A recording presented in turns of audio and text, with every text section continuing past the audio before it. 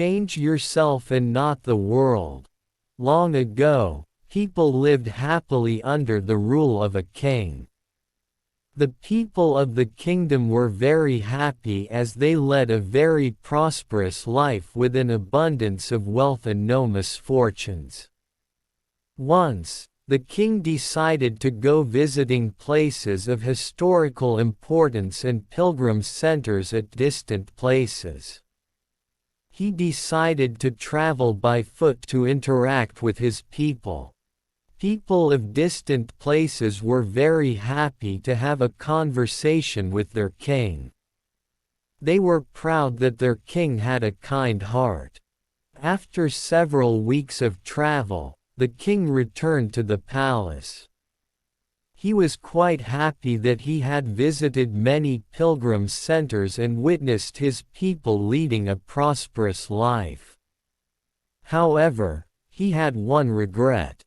He had intolerable pain in his feet as it was his first trip by foot covering a long distance. He complained to his ministers that the roads weren't comfortable and that they were very stony. He could not tolerate the pain. He said that he was very much worried about the people who had to walk along those roads as it would be painful for them too. Considering all this, he ordered his servants to cover the roads in the whole country with leather so that the people of his kingdom can walk comfortably.